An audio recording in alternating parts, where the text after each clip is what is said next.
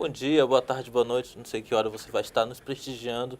Hoje, de forma especial, no primeiro vídeo de 2019, trazendo nosso colega, nosso amigo Paulo André. Ele vai falar um pouco da história dele, da sua carreira, que possa servir de incentivo para a sua luta, no seu dia a dia, como engenheiro, como recém-formado, ou até mesmo como estudante.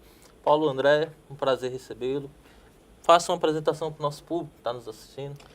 Bom, Luiz, é um prazer estar aqui no seu programa, no seu blog, importante, porque a gente pode divulgar um pouquinho entre os amigos, entre os profissionais de trabalho, entre os colegas, entre a família, né, um pouco da nossa história, né? É importante eu estar aqui hoje nessa casa do CREA, né, porque eu sou realmente, minha profissão mesmo, eu sou engenheiro civil, com muito orgulho. Iniciei a minha na Universidade Federal do Ceará, no curso de engenharia, né? Entrei em 87, me formei em 91. Um curso importante que foi balizador para toda a minha vida até hoje. Eu considero o curso da engenharia da Universidade Federal do Ceará como um dos melhores do país. Professores que eu tive lá que foram importantes na minha vida mesmo, não só profissional, mas como de direcionamento, de ética, né? Meu pai é engenheiro civil, também formado pela Universidade Federal do Ceará. Quando criança você gostava, queria ser engenheiro? O Ou meu pensava? pai, o professor Ariusto Holanda, ele, como engenheiro, ele passou um período da fase dele construindo casas. Depois ele foi mais para a área da gestão. Ele foi convidado para montar, conceber um núcleo de tecnologias. E, na época ainda não se falava muito em inovação, mas era de tecnologias. E aí ele juntamente com uma equipe de profissionais, aí o Dr. Jurandir Picanço, o Alcântara Macedo, o Walter, pessoas fizeram um trabalho a pedido do governador, na época, Vigílio Távora, para montar o NUTEC, que hoje é a Fundação de Tecnologia do Governo do Estado do Ceará. Fica ali no PC, né? Fica lá no PC, ligado à Secretaria de Ciência e Tecnologia. E aí, nisso ele começou em 78 e eu tinha 9 anos de idade, né? Então, eu acompanhei, porque o núcleo lá de tecnologia, o NUTEC, lá tinha muitos engenheiros, né? Engenheiro civil, elétrico, mecânico, de alimentos, era formado basicamente por engenheiros e técnicos. Nessa época, lembra-se, se a gente tinha esse movimento que a gente tem hoje de pessoas indo para o ITA, IME, ou não recorda? Não, já tinha, tem algumas pessoas importantes, né, ligadas até a gente, que tiveram, na época, teve o Décio Pinheiro, né, que Sim. foi você conhece o Décio, ele foi do ITA, e logo quando ele chegou, ele se incorporou junto a essa equipe lá lá no NUTEC. Então, o importante é que realmente eu tive uma referência que foi o meu pai, o professor Ariusto Holanda, que também era professor da Universidade Federal do Ceará. Na área, tanto ele dava cadeira na área da elétrica e da engenharia química, ele dava instrumentação em controle, circuitos, enfim. E é importante é que também tive outras referências na minha vida lá, né? O professor Joaquim Bento, né? Que é Sim. da casa, todo mundo conhece, até hoje está no Porto, também foi uma pessoa de muita referência lá na minha vida, como outros. Então, como você falou, eu tive essa referência. Iniciei em 87 e no final de 89 eu tive a oportunidade de estagiar durante um ano num escritório importantíssimo do nosso estado, que ainda é do Dr. Hugo Mota, calculista renomado, sim. E o Joaquim Mota, seu filho, que foi meu professor na Federal. Lembro de muita... São pessoas diferenciadas na nossa sociedade, porque eles têm como essência ajudar as pessoas. Essas pessoas que me deram a oportunidade. Fui muito grato. Depois eu tive a oportunidade, logo em seguida, de estagiar numa grande também construtora, Salles Furlani, né, que era obras maiores, né, de edifícios e de estradas. Aí logo em seguida, quando eu me formei, eu montei com um grande amigo meu, irmão, o Pedro Machado, engenheiro, nós montamos uma empresa chamada PM Engenharia, que ainda existe até hoje, desde 91, 92, e fui sócio, né, com ele, só nós dois, durante 11 anos. Nesse período, construí, construí várias obras importantes aqui no nosso estado. Eu digo importantes porque tinha muitas dessas obras tinham o cunho também social. Eu tive a oportunidade de trabalhar também um período na época, o reitor, o doutor Teodoro Soares, que na época a gente também construía algumas casas residenciais lá para estudar, lá em Sobral, da UVA, que vinha muitos estudantes de Massapê, ali daquela região Sim. norte. E quando ia estudar, ele como reitor da UVA tinha uma visão muito forte, né, visionária, e dizia assim, vamos construir casas para estudantes. Então, nós construímos muitas casas lá de estudantes, construí hotéis, construí shopping, construí algumas coisas. Então, eu tive a oportunidade de conhecer de perto a engenharia mesmo, né? Cálculo, né? Eu comecei a fazer um pouco de cálculo, enfim. Aí tive uma surpresa que na época, logo quando eu fui receber um convite do então governador Cid Gomes para assumir uma diretoria do Instituto Centec, que também, por sinal, foi criada na época pelo meu pai. E aí assumi a diretoria de inovação e tecnologia. Essa diretoria de inovação ele tinha praticamente 4 vertentes. Ele cuidava muito da questão das incubadoras de empresas, o biodiesel, né? Aquelas mini usina de biodiesel, que foi concebida na época pelo Expedito Parente, junto com o deputado Ariosto, junto com o Júnior, o Arquimedes, várias pessoas. E aí a gente levava para o interior do estado e criava toda uma cadeia, né? Desde a plantação, pode ser da mamona ou alguma oleaginosa, até a extração do óleo. Na época, o deputado Ariosto, meu pai tinha aprovado, na época a Câmara aprovou um projeto de lei para a compra deste óleo de até 10%. Começou com 2%, B2, B5, B10. E aí a Petrobras era obrigado a comprar. Isso aí fomentava a cadeia, desde o agricultor, da cooperativa, até o grande negócio. E aí e também era incubadoras de empresas, os arranjos produtivos locais, implantei alguns arranjos produtivos locais importantes em parceria com o Sebrae, em parceria, e aí eu faço uma referência importante, o Alciporto, o Herbert, que naquela época a gente fez com o Instituto Centec, lá em Limoeiro. Sim. A gente criou juntamente com comunidades, com associações, principalmente com associações, vários arranjos produtivos locais de empreendedorismo. Então tinha o Sebrae, que ajudava muito na gestão do empreendedorismo, tinha o Centec, do qual eu fazia parte, ajudava na questão mesmo técnica, né, de fazer aquele bom produto, e também o BNB, muito presente lá, para fomentar também a questão financeira, né, de apoio financeiro com preço diferenciado. E a gente procurava as prefeituras para aquelas compras governamentais que a prefeitura poderia comprar, incentivar aqueles produtores ou de serviço ou na mini indústria, alguma coisa desse tipo. Aí tive essa oportunidade de trabalhar no Instituto Centec, a convite do então governador Cid Gomes. Logo em seguida, eu também tinha feito esse trabalho e fui convidado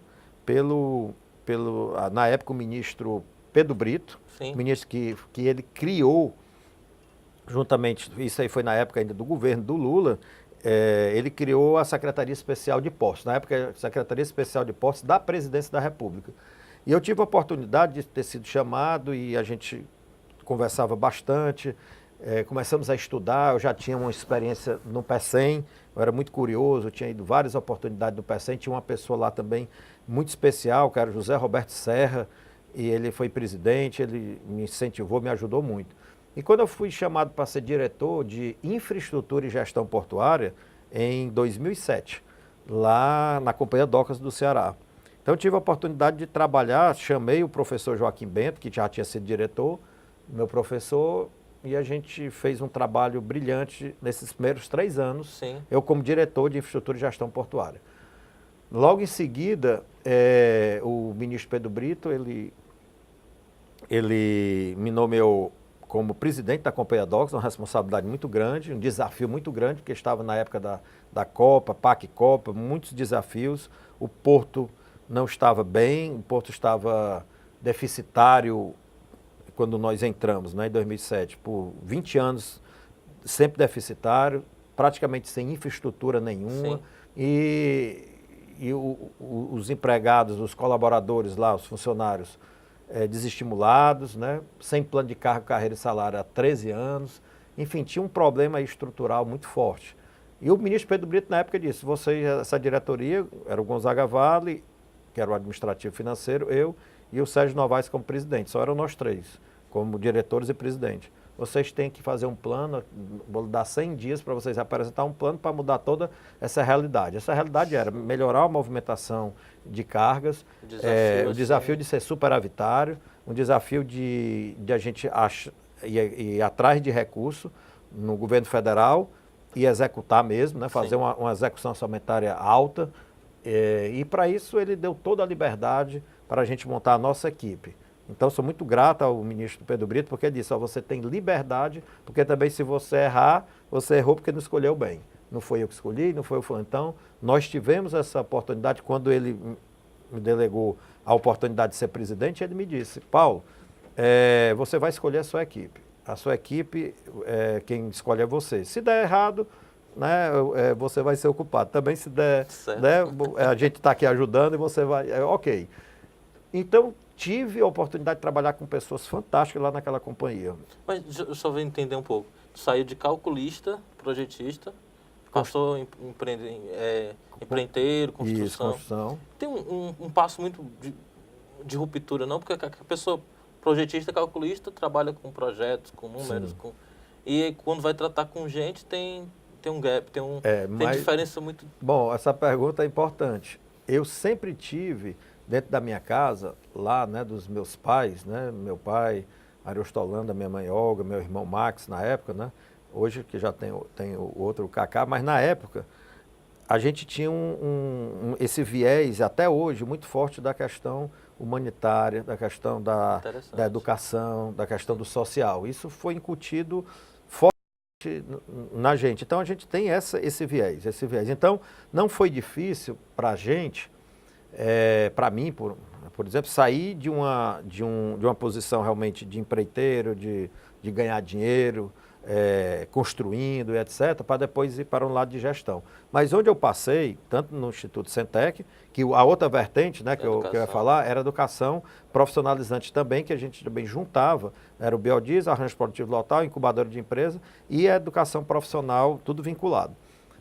Aí, lá na Companhia Docas, nós criamos, através de uma emenda do meu pai, do deputado Ariostolano, na época, ele colocou um recurso de 1.800.000 para a construção de um CVT portuário. Esse CVT existe até hoje, está funcionando, graças à ajuda mesmo, o incentivo de um grande empresário do nosso país, que é a referência, que é o doutor Ives Dias Branco, né, que infelizmente faleceu há pouco tempo. Leva o nome do pai dele, Manuel Dias Branco, desse CVT, que hoje o grupo ainda apoia, ainda ajuda, graças a pessoas que têm a sensibilidade, que eu posso citar aqui tranquilamente, que intermedia tudo isso, a dona Consuelo, o Geraldo Luciano, que temos uma ligação assim, também importante, porque tem esse viés também social. E aí, voltando para a Companhia Docas, quando eu assumi a presidência, aí eu contei com pessoas fantásticas na companhia para a gente dar um salto. Então, o Porto saiu, para você ter uma ideia, isso é importante a sociedade saber, ele saiu de uma situação de deficitário para lucro, tendo lucro significativo todo ano. Saiu de uma movimentação na época de 3,2 milhões de movimentação de toneladas de carga, deixamos com mais de 5,5 milhões. Em pouco tempo, quase dobramos a movimentação. Tive um apoio forte dos operadores portuários, dos sindicatos da capatazia, da estiva. Então foi assim um ambiente muito acolhedor, mas se você não se unir com todos esses entes, Marinha Mercante, os próprios Receita Federal, Cefaz, Anvisa, Ministério Público, o Ministério da Agricultura e Pesca, enfim, são 10, 12 órgãos intervenientes que a gente trouxe para a mesa, chamamos para a mesa, conversamos e sanamos rapidamente isso foi recorde, eu acho que em menos de 3 meses nós sanamos todas as diferenças e vamos se juntar para o desenvolvimento do nosso estado. Do nosso estado e até do Brasil, porque não tinha investimento.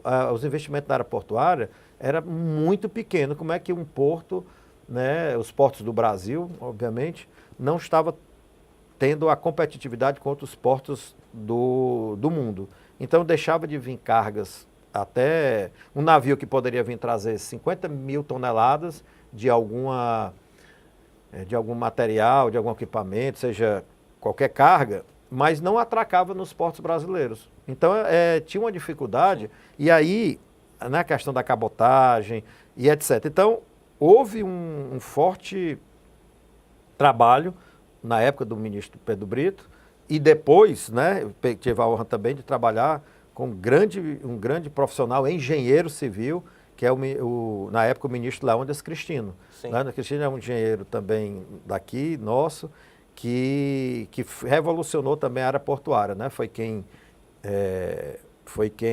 liderou esse novo marco legal dos portos, foi onde foi a maior, eu já estudando na época, foi o maior movimento portuário dos últimos anos aí, dos últimos, sei lá, 50 anos, foi feito nessa época, 2010, eu acho, 2011, liderado pelo ministro Leônidas Cristino, e foi a maior operação logística que eu já ouvi, equilibrando, tentando melhorar, e houve um avanço. Isso aí tem dados que na questão da matriz de transporte, né? Que era totalmente desequilibrada, rodoviário, ferroviário, a cabotagem e dutoviário, né? Sem tirar aí, não entra a aviação.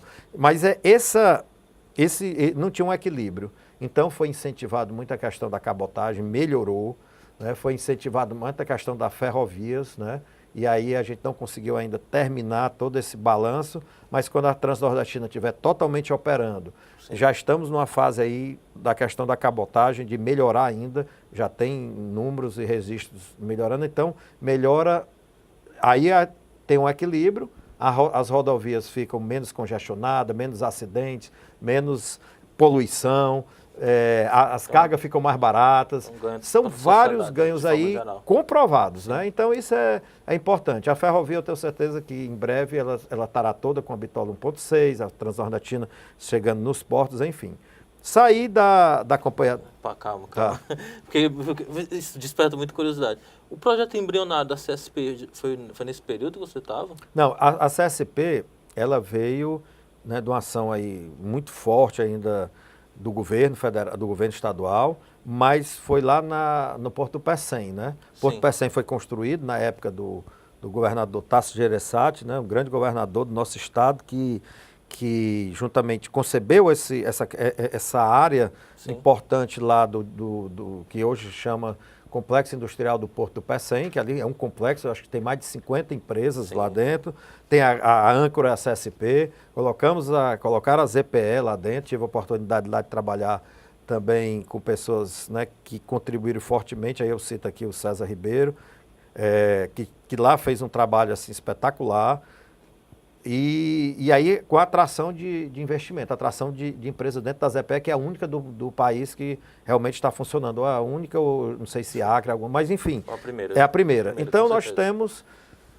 E aí a CSP, né, teve todo foi uma posição estratégica da companhia, né, que era a POSCO, o governo do estado, né, através da siderúrgica nossa e a Dom Cook. Então, depois, aí foi liderada assim, nessa parte da implantação já com o governador Cid Gomes, né, que realmente tem essa visão, tem uma visão estratégica que deu tudo, acabou dando tudo certo. Então, teve muito... Eu, particularmente já no Senai, conseguimos também fortemente capacitar aquelas pessoas que no início vinha gente de fora, vinha gente de outro país e de outros estados.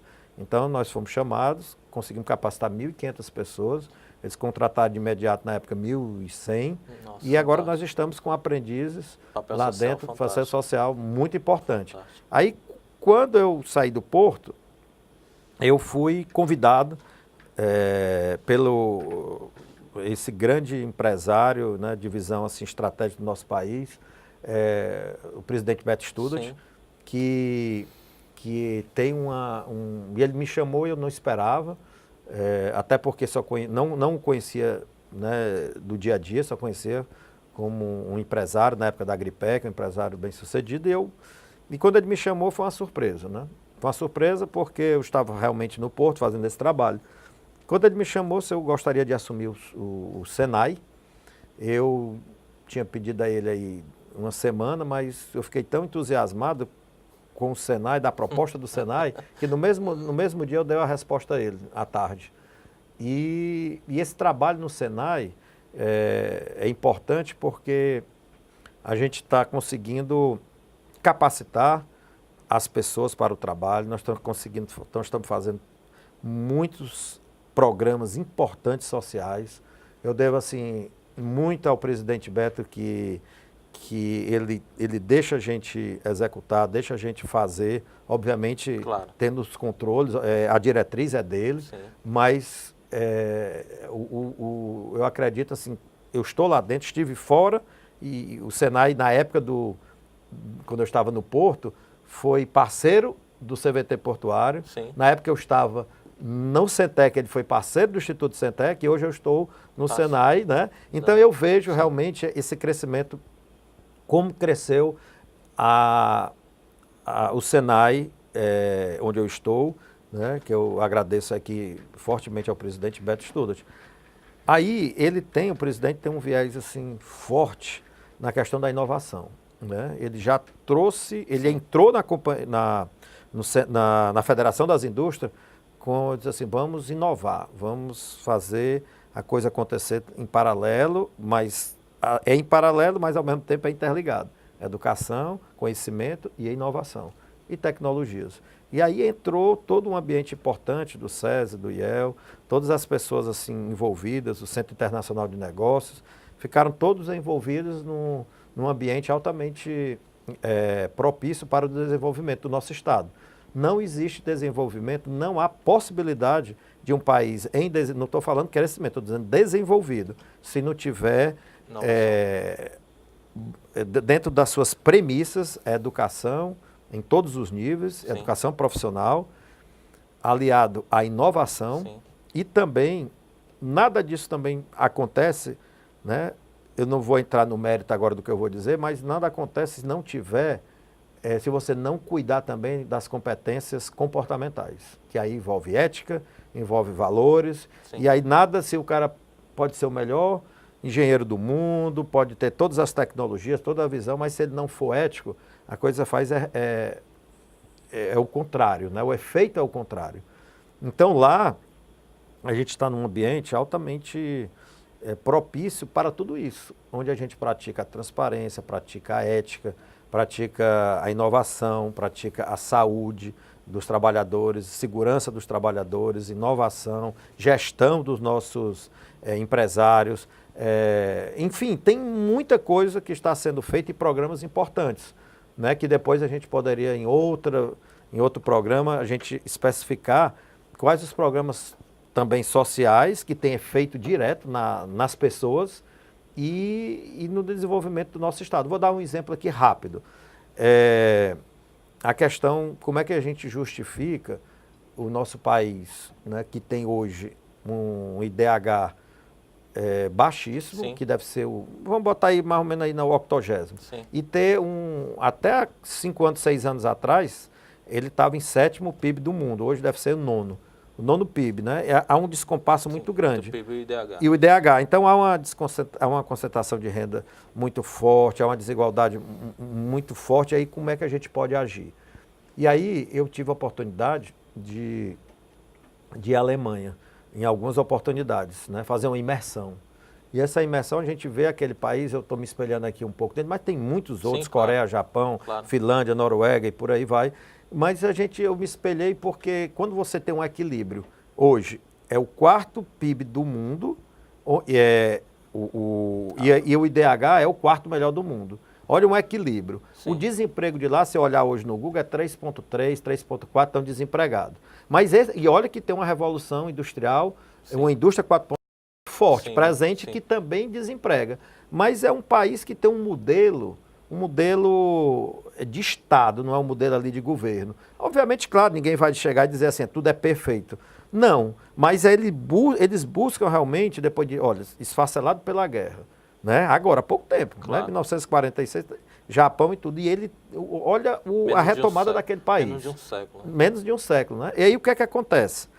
Você vê o índice de desemprego lá embaixo, mas mesmo aqueles que estão desempregados, eu estou dizendo isso que eu estive no Ministério lá de Economia e Educação, eles me contam, essas pessoas que estão desempregadas, por incrível que pareça, a maioria ainda tem uma capacitação que pode inserir rapidamente ainda no mercado de trabalho e são ajudados também pelo governo. Então, existe um momento, existe um ambiente propício, mas uma coisa é importante dizer, eles investiram fortemente em educação em todos os níveis e fortemente em educação profissional. Por quê? Muitas empresas, muitas indústrias, tanto indústria como comércio, enfim, quando você faz um programa que tenha um diagnóstico, que tenha pesquisa, a pesquisa que eu digo assim, é pesquisar o que é, qual é a tendência daqueles industriais. E aí o país chega e diz assim, eu vou investir em capacitação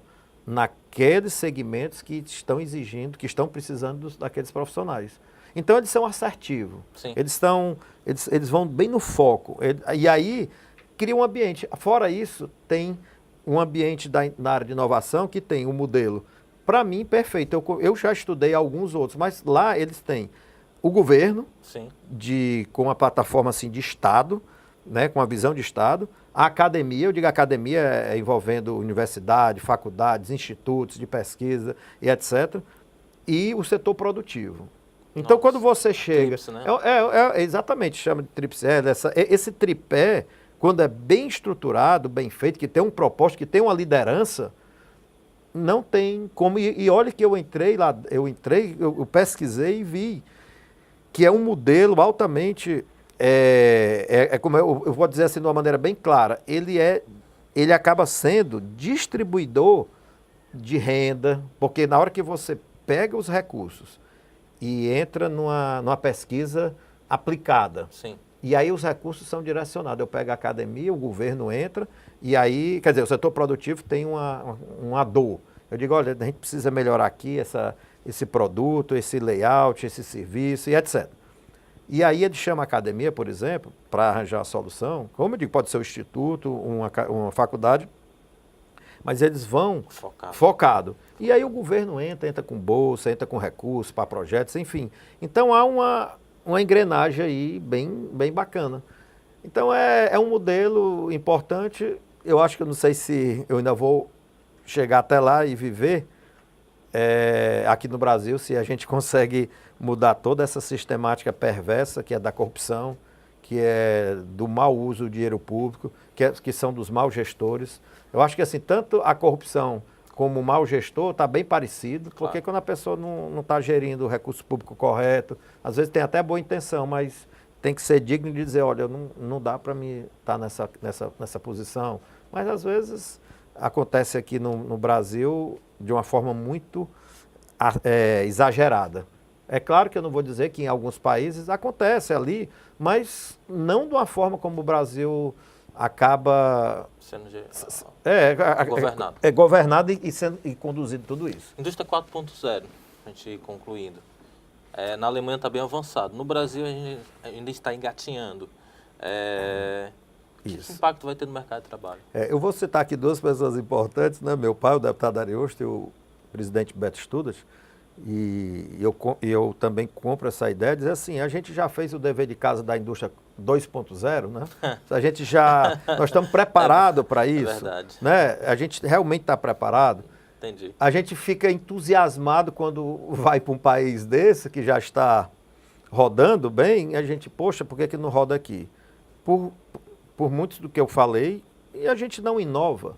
Não tem como fazer inovação sem se preocupar com duas coisas. Primeiro, com o desemprego e com conhecimento. Se você conseguir, como é que eu vou chegar numa fábrica e vou robotizar essa fábrica todinha? Hoje a preocupação, a gente tinha uma preocupação até há pouco tempo, que a gente estava perdendo para os robôs, né, as mãos e os pés, né, porque eu fazia tudo.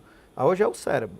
Hoje eles estão fazendo coisas que o ser humano é que estaria fazendo. Então, eu acredito que vai ter que haver um processo. As nossas indústrias, os nossos industriais, eles não estão totalmente, raro algumas exceções, preparados para a indústria 4.0. Conversando agora na Federação das Indústrias essa semana, a maioria das indústrias que estão dentro, que estão no Brasil, que já estão aplicando fortemente a indústria 4.0, é só você pegar a pesquisa, a maioria são multinacionais. Sim. Já vem de fora, já vem com toda a tecnologia embarcada, coloca aqui e tal. As indústrias brasileiras de base mesmo são pouquíssimas. Sim. Por quê? Porque ainda não estão preparados, né? Ainda não estão preparados. Por isso que eu fico altamente preocupado e, ao mesmo tempo, à vontade de estar falando, porque agora, nesse ambiente que está sendo construído pela Federação das Indústrias, porque eu lhe digo com toda a honestidade, a Federação das Indústrias hoje ela é propulsora de conhecimento no sentido de ter um ambiente conduzido pelo presidente Beto. Nós temos um conselho lá importante que é o COINTEC, que é conduzido pelo Sampaio Filho. Ele tem o Dr. Beto deu as diretrizes e lá tem um ambiente que está SEBRAE, FUNCAP, BNB, academia, os institutos de pesquisa, o S, o UFC, Secretaria de Ciência e Tecnologia, tem lá um ambiente propício e eu não conheço um outro local aqui no estado de um ambiente tão forte, todo mês tendo um ambiente propício para estudar inovação. Mas a inovação tem que estar perto educação, tem que estar perto do conhecimento, tem que estar perto as FAPs, né, que lá a Fundação de Amparo à Pesquisa, que por sinal a gente tem que fazer um agradecimento especial a essa instituição e ao SEBRAE, que estão ajudando fortemente a Federação das Indústrias, né, através do Alci Porto, através do Tarcísio Pequeno, Jorge Barbosa, nosso Sim. engenheiro aqui também Sim. do CREA, que está fazendo excelente trabalho lá. Enfim, são pessoas que merecem a nossa consideração, porque o ambiente da indústria 4.0 está bem assertivo. Obviamente existe um tempo, né? Não se faz com a varinha de condão, agora está tudo direitinho. Mas há uma construção, né? Mudanças de lei tem que ser feita, melhorar. Existe, só para finalizar, um projeto importante do nosso presidente do SIC, né? Hoje o André Siqueira, é o Centro Internacional do Estado do Ceará, o Centro Industrial do Ceará, que ele tem um projeto importantíssimo, que é um projeto que está sendo desenvolvido junto com a federação, que é da desburocratização. Né? E aí entra não só dessa carga pesada do governo, mas até nas nossas empresas, no governo federal, estadual, municipal, como a gente poder melhorar, porque é um entrave muito grande. O custo do Brasil aumenta muito com essa burocratização. Às vezes eu fico até dizendo assim, a gente vive num país de tanta corrupção que a gente desconfia de tudo, né? São várias situações que embaraçam, né? Porque você tem essa lei 8666, mas é fiscalizado pelo CGU, pelo TCU, mas tem outros auditoria interna, auditoria externa, você tem o vizinho, você tem o seu diretor, você tem um coordenador, enfim, é tanta coisa que parece que todo mundo desconfia de todo mundo. Então, mas esse trabalho, claro que o André Siqueira está fazendo junto com a sua diretoria, é da mais alta importância. Eu acho que é um complemento importante para tudo isso, né? Porque você não vê em países muito desenvolvidos que o índice de corrupção que saiu agora, o Brasil é o 105, né, de 160, caiu, muito triste, né? Caiu, foi para piorar. Então, assim, o índice de corrupção é tão grande, cada vez que o índice de corrupção cada vez maior, mais o sistema fica preso, fica entravado e a coisa não anda. Então, a questão hoje é educação para o trabalho e com ética. A gente tem todo estudante da academia, estudantes lá do Senai, profissionais, empreendedores. Que mensagem final você daria para ele? Bom, eu vou citar aqui, né, como referência as palavras do meu pai, né? Meu pai sempre diz que tudo que a gente deve fazer na nossa vida, a gente tem que fazer com verdade, com determinação, com compromisso e com ética. E quando eu digo determinação, é ser um estudante profissional, é ser um ser humano que tenha na sua essência também a ética, a transparência nas ações e a verdade. Eu acho que a questão do empreendedorismo, isso passa também pela educação, gestão é educação também. Então, cada um se dá um pouco, né, para combater esse problema sério que é a corrupção, que é também o bandidismo, a corrupção, enfim, ter esse ambiente, é fazer o bem. É fazer o bem. Eu acho que o mais importante é tudo isso, a pessoa ter uma visão humanitária. E aí, isso é como eu falei no começo, eu tive de dentro de casa todo esse ambiente importante. Então, a gente tenta propagar e tenta ser espelho, né? Então, quando você faz discurso, às vezes é muito fácil, né? Mas as atitudes é que realmente enobrece e que dá respaldo ao que você está dizendo, né? E enobrece o ser humano. Verdade, determinação, ética e compromisso. Compromisso. Eu queria agradecer ao amigo, companheiro Luiz Oliveira, que por esse espaço, eu acho fantástico esse espaço, porque as pessoas, eu já escutei do professor Jurandir Picança, a gente começa a conhecer um pouco mais, né, das pessoas, sempre dá para tirar uma coisa boa. Então, parabéns, eu acho que você realmente está no caminho certo de propagar ideias, das ideias, de propagar as coisas boas. Parabéns. A Associação Brasileira dos Engenheiros Mecânicos, que agradece, com o apoio do Conselho de Engenharia, do presidente aqui, Emanuel, agradece a sua presença. E é isso. Muitos ensinamentos, muitas lições que podem ser utilizadas para a construção de novas carreiras, principalmente focada na educação profissional, na inovação e empreendedorismo. Com esses pilares que você colocou, que traz do seu pai, que é um homem público fantástico. Obrigado. Obrigado.